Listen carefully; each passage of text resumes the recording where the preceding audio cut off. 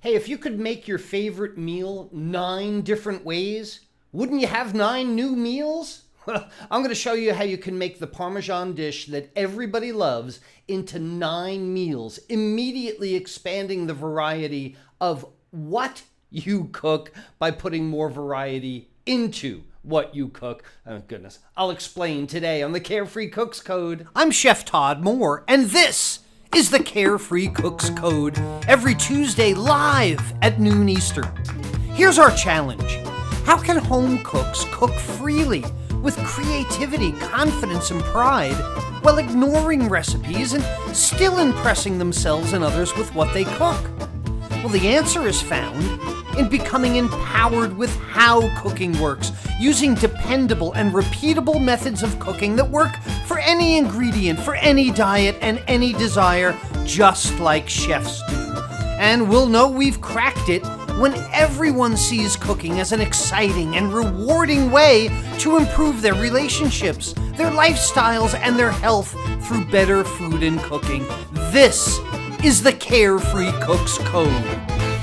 Welcome back to the Carefree Cooks Code, everyone. We are live every Tuesday at noon Eastern. If this surprises you, you should have gone to webcookingclasses.com/live and registered for my free alert system. And I send out an alert 15 minutes before I jump on here live because you want to be part of the Carefree Cooks community, because then you'll be saying, like we do, I'm a carefree cook. I create my own recipes. I bring family and friends together. I learn every time I cook.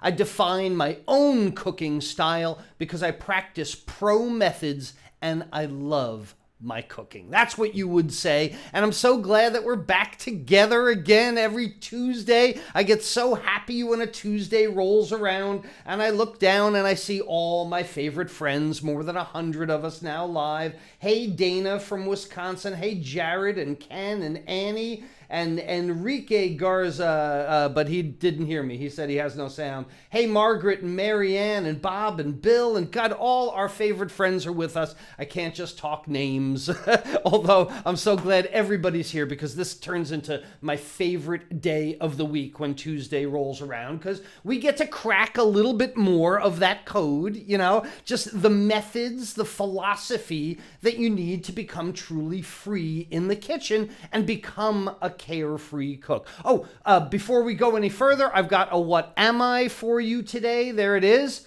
in the comments section below. Excuse me. In the comments section below, please tell me what this is. I'll give you a minute to read it. Water, good. All those words up there, what do they have in common? So tell me in the comment section below. That's the what am I for the day. I'll give you the answer toward the end. Hey, you know, we all know the benefits of being a carefree cook. I just read them all off to you, so hopefully your memory is longer than that. And you know, that creed, our Carefree Cooks creed, that's one way to say it, but oh my goodness, I get so many emails, and often the emails say it better than even I could. And oh, you know, I want you to know, here's the thing, I want you to know I read everything. If you have ever sent me a comment, a congratulations, a criticism, I've seen it, okay? Even if I can't reply to everyone, I do read everything. So these things are very important to me because the reason I do it is for you. I mean, I know I like to hear myself talk, but if nobody's listening, it doesn't make any sense. So I get emails like this. I got this from Mary Louise yesterday. Mary Louise says, I'm having so much fun taking these classes. Fun with cooking. Chef is so much fun and makes cooking quite easy. I'm glad to be a lifetime member because now I can go back and review it anytime I want. I've learned so much, and the anxiety, I love this, the anxiety of what to have for meals is gone. I'm relieving someone's anxiety. I actually like being in the kitchen now, and I've brought all those expensive cooking tools out of the cobwebs and I've learned to use them. I am happy as a clam, she says. You don't think that touches me in the morning when I get to read these things? Because the very next email was from Maxine. Chef Todd is an entertaining, knowledgeable chef, blush, who simplifies cooking into non-intimidating, memorable steps. I like that part. He's laid out the content in simple-to-digest pieces. Good pun. Cooking, simple to anyway, with pre-prepared notes are very helpful. Having come from the training industry, this is why I took this as such a compliment. I give him full marks on his course, someone from training, and I don't normally do this. Let me just share one more. This is the one that stayed on my desktop all week. It's from David. He's cooked for years. Some were good, some recipes were good, some recipes were bad. Sometimes he had to throw out meals. We've been there, right? He wanted to go to culinary school, but didn't have the time or couldn't afford it, so he found me and says it was by far the best thing he could have done for himself. Now he cooks without recipes. He makes up his own recipes based on things that he finds in the cabinets, and he says, I like this too, no more guessing games as to how long to cook or when it's done. It takes away so much of the guessing games. He says in here he's not a paid spokesman, but boy, I don't think I could pay someone that much money to write something so nice. Thank you so much, Dave. Look, I don't normally do this kind of thing because it sounds like bragging, but there's a point in it, you know? First of all, it's not me, okay? It's not about me. It's about the people that make an effort. You know, it's about the people that commit to seeing this effort through. It's about people that can see those future successes, that they can feel the type of cook they'll be in the future, and they work toward it. I mean, they have to do it. There's a whole lot of people who are not taking Chef Todd's web cooking classes, you know? You gotta do it, and so congratulations to you, and thank you for writing all those really nice things to me. I really do appreciate it, because being a carefree cook, it means never having to worry about what's for dinner again. And not because you just cook the same thing over and over again, but because you invent something new each and every day. And there's an instant and immediate way to turn one meal that you love, say your favorite meal, and immediately turn it into 9 new meals. It's really simple. And once you get the idea, you're going to be rattling off new dinner ideas effortlessly and easily. So would you like to know how I do this? Would you like, tell me in the comments. I've got the blackboard up. That means there's going to be some teaching. There's going to be some teaching going on. That's why I tried to look hip to the kids in culinary school. I wasn't. I knew I wasn't hip, but nonetheless. So you want to know?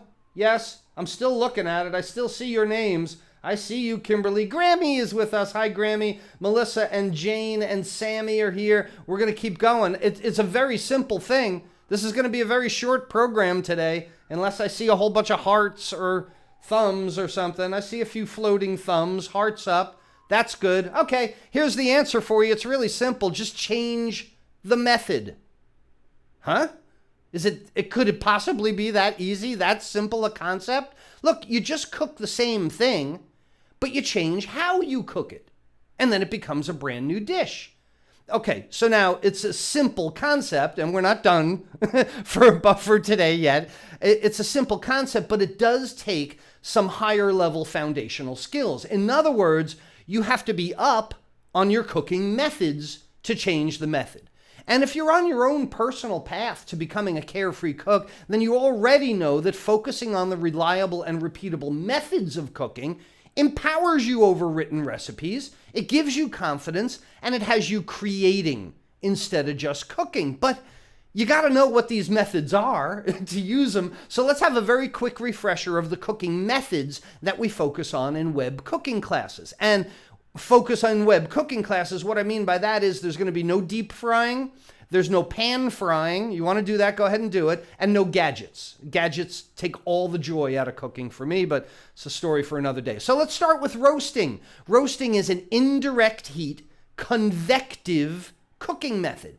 This is one of the keys to all of cooking, is identifying how the heat is being applied to food. And in this case, the oven heats the air and the hot air cooks the food. Simple. It's a really easy method. And you can make it more complicated by marinating things before they're roasted. You can dry rub things.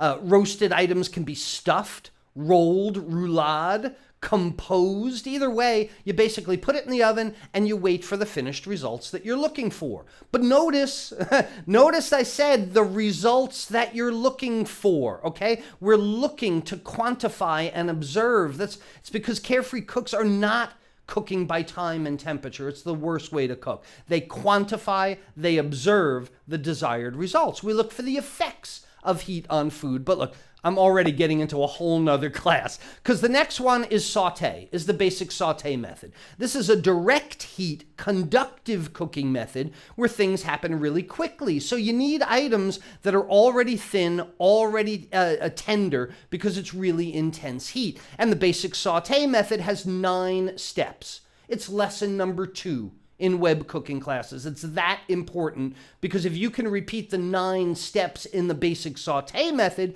then you can cook anything. Next is grilling. Grilling, also a direct heat conductive cooking method where the heat source is directly below the item being cooked. This also calls for something thinner and tender, because thicker, larger things are going to burn on the outside before it's ever cooked in the middle. And nothing's going to get more tender on a barbecue grill. Thin and tender is the rule on a grill. So along with the 8 steps in a good grilling method that you can practice again and again, things like brushing an item with fat promotes browning. Turning the item 90 degrees during cooking gets you those nice pretty grill marks, and ultimately grilling to an internal temperature is a lot more precise, and resting the item to allow the juices to distribute. If you can do that again and again, then we're good, okay? It's a method. We've got moist methods like steaming, poaching, or simmering. These are all indirect convective cooking methods where the liquid is heated and it passes heat to the food. Nothing gets brown when you steam something, when you cook something in a moist method, because moisture never gets hotter than 212 Fahrenheit or 100 Celsius, and sugars caramelize or get brown at 320 Fahrenheit, 160 Celsius. Things that Carefree Cooks should repeat to themselves again and again. So if you want something brown, don't steam it.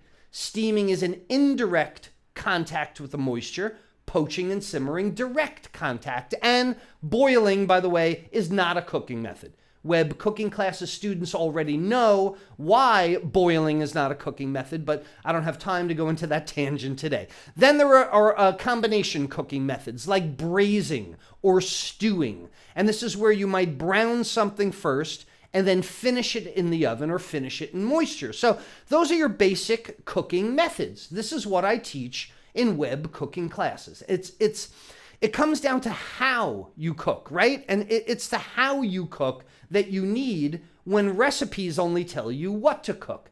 And I'm going to make 9 meals out of just one, like I promised you, using these methods that I mentioned in a minute. And here they are again. Roasting in the oven, sautéing on top of the stove in a pan, grilling using direct heat from below, steaming, indirect moist heat, poaching, soft, direct moist heat, simmering, mild, direct moist heat, braising and stewing, combination cooking methods. And I'm also going to add smoking in there as well. Smoking, indirect, dry, convective cooking method where burning wood gives the flavor to the food. So there you go, 9 basic cooking methods. And if you know them and you can repeat them reflexively, then you too can turn one dish into 9 as well. So let's take a real world example of this and I'll show you how it works. And you can start thinking like a carefree cook as well. Let's take something everybody knows.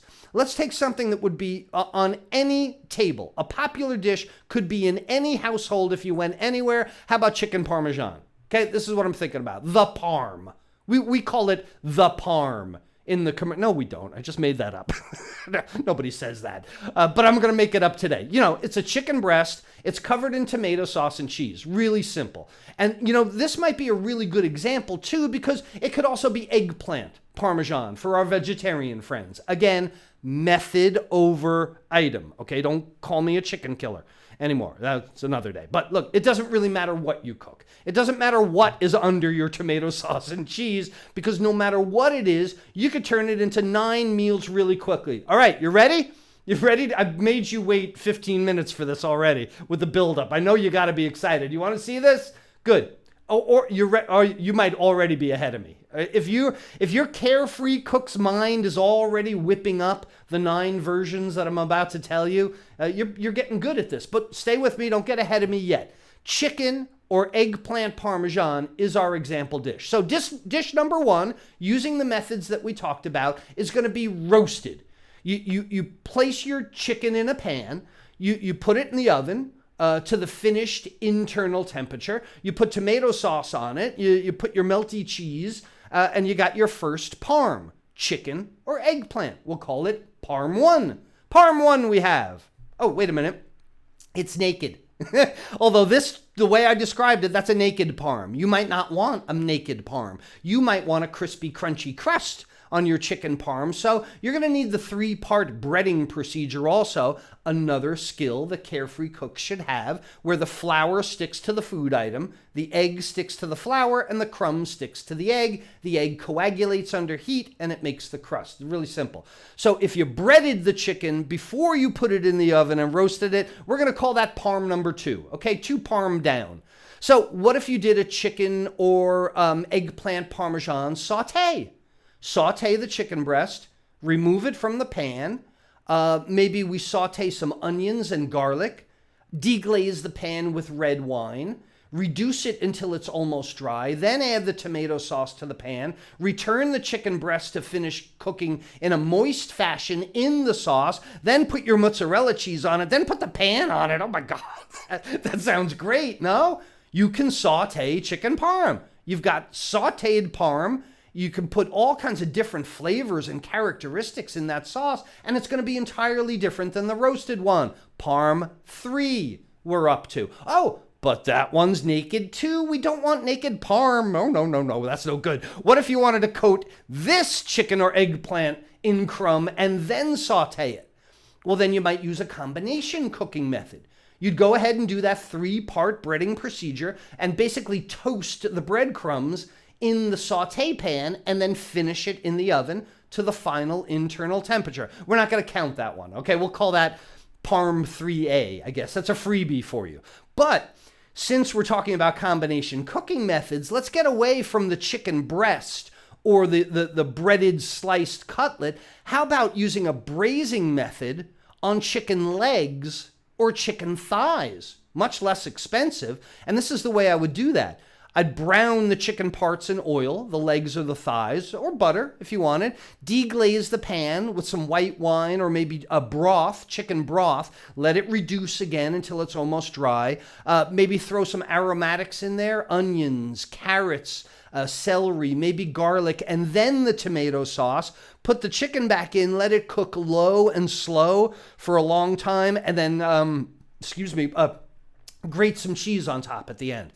There you go. That's braised chicken Parmesan, Parm 4 parm for you, 4 parm. Grilled parm. There's another one. That's easy. Grill your chicken, put hot tomato sauce on top, put some cheese on it, lower the barbecue grill. I don't know, it melts faster. You're probably going to make a mess out of your grill. But look, if you grilled a chicken breast and then put tomato sauce and cheese on it, it's going to taste much different than a breaded sauteed one or a naked roasted one. So Parm 5, call that, if you're keeping score at home. If you want to remove all excess fat from your cooking, then an eggplant or chicken parm should probably be steamed. What if you steamed the chicken in chicken broth? What if you had a really nice vegetable broth and did steamed eggplant or any combination of vegetables? As I said before, it's not going to be brown because you're steaming it, but man, it's going to be really moist and probably really flavorful. Look, you could even poach a cubed eggplant, cubed chicken right in the tomato sauce, so like you do for meatballs. There you go, Parm 6. We keep going.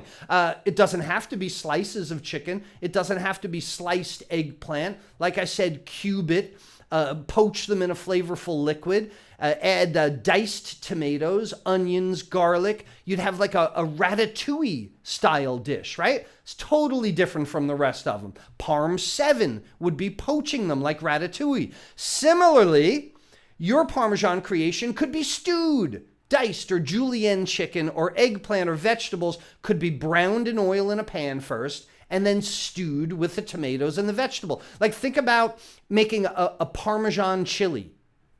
I mean, it's a weird idea, right? But you might love it in your household. Chicken Parmesan chili is Parm number 8. Here we go. I'm going to do it. I'm going to make it to the finish line. If you really want to get over the top flavor, get out your smoker. If you have a smoker and a backyard, I even show you in web cooking classes how you stovetop smoke, but you need a really good exhaust fan for that one. How about smoked chicken or smoked eggplant with a smoked tomato sauce? I used to do that. I used to put tomatoes and red peppers in my smoker and then make a sauce out of it. It's unbelievable. Then if you wanted to really go crazy, use smoked mozzarella cheese. Put it on the top and your parm is going to be like eating an Italian campfire, I guess. And there it is. It's Parm 9. I did it. Yeah, man. Power to the chef. One dish that everybody knows, a dish that can be as simple or as complicated as you want, and it can become a brand new dish just by changing the method. That's the whole idea. So now it's time for you to start thinking about your favorite dishes. What if you cooked any one of your regular dishes, any one of your favorites, using the exact same ingredients, but changed the method? So if you usually put it in the oven, how about grilling it? If you usually saute it, how about putting it in the oven? How can you change the method? Because it may change the ingredients a little bit also. What if you change from dry saute to moist poach? So instead of those quick meals that you've been doing again and again, maybe try a combination cooking method, like braising or stewing. Like, get something started early in the day and let it cook all day long. If you increase the variety in cooking, you will increase the variety of your cooking. You get that? If you increase the variety in your cooking, how you do it, you will increase the variety of your cooking, what comes out the other side. That's the message for today. And when I go scrolling through our Carefree Cooks community, full of more than 9,100, it's crazy. Carefree Cooks now, lifetime members of our Carefree Cooks community, lifetime members of web cooking classes. I go scrolling through there. I'm looking for people who are pushing the limits of variety this week. That's the key word, the variety. They didn't know I was coming, but I snuck up on Karen. Because I was following Karen. I was stalking her. Earlier in the week, she had asked me a question about sautéing a whole pork tenderloin. She had a pound and a half pork tenderloin, asked me if I thought it would be good sautéed. I said that might not be the best method. A whole muscle meat like that for sauté, I didn't suggest it. So you know what she did? And I didn't even know she did this until I saw the picture. She changed the method. Exactly what I'm talking about. She sliced medallions of pork loin and sautéed them. Tremendous. Outstanding. Nicely done. Look, we spent so much time talking about Parmesan this week that I had to show you what Mia did. This is drool-worthy. Check this out. Her meatball subs, they look fantastic. They were the talk of our group this week. I know all our Carefree Cooks know everyone is freaking out over Mia's meatball subs. Oh my God, they were tremendous. But just like I was talking about, she used a combination cooking method because she seared the meatballs first to get them kind of nice and brown and render that fat. Otherwise, the fat winds up in your sauce. And then she simmered them in the sauce to make them moist and get them more flavor. That's using a method. Nicely done. Really, really well. And since this week is all about changing the method, putting a twist on your cooking, so to speak, I had to show you what Don did. Okay, Don's making chicken cordon bleu, but he put this little twist on it this week with a slightly different technique, and I think it's mostly because he probably got a new knife that he wanted to try and had to try a new thing. So instead of slitting the chicken on the side like most of us do or pounding it flat, he slit the chicken from the top and opened almost like a lobster roll kind of thing, I guess it was. I thought it was a beautiful presentation. He has his own chicken rub that he makes up. That's that seasoning on top. Tremendous. John definitely wanted to twist things up by making a seafood sausage. Sausage of sole, salmon, and shrimp. If you know the method for making pork sausages, then why not change it up and make a seafood sausage? That's the message. Change the method and you make something new. And just to really drive my point home today, here's Connie's chicken Parmesan. Okay, it's breaded, has a small amount of sauce, has a slice of mozzarella cheese, and she credits another one of our Carefree Cooks, the prolific Jason, king of the flat top, as the inspiration for the dish. But this is what Jason's chicken Parmesan looks like. Jason's got a lot more sauce. Jason has a little bit more cheese. Jason, I think his is pan fried, but it doesn't really matter. One member of our community inspired the other. I thought it was so cool. And both those dishes, they come out entirely different. Why? Well, it's because of how they were cooked. Because it is always up to the cook's interpretation.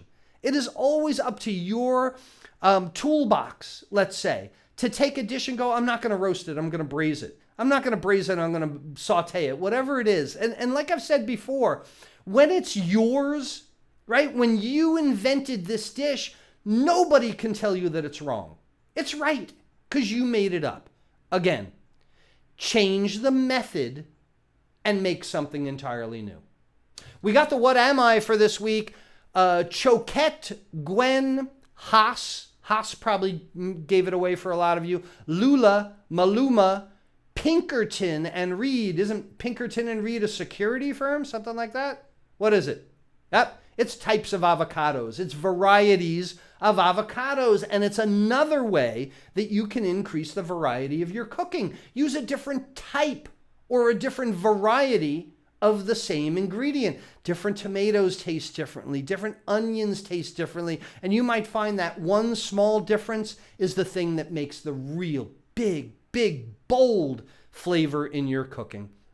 And look, I know your friends would be so grateful. They would be so grateful to you if you shared this video with them, because then they can make one parm into 9, just like I showed you, and you'll be doing very, very soon. Trust me, you'll be walking around going, boom, parm 1, parm 2. So go ahead, like or share this video, and we can help even more people increase the variety of what they eat. And if you love this idea of taking the same foods and cooking them in a new way, then you really don't want to miss my next free online class. It's called 3 New Ways to Increase Your Cooking Variety that anyone can do, but most of us don't.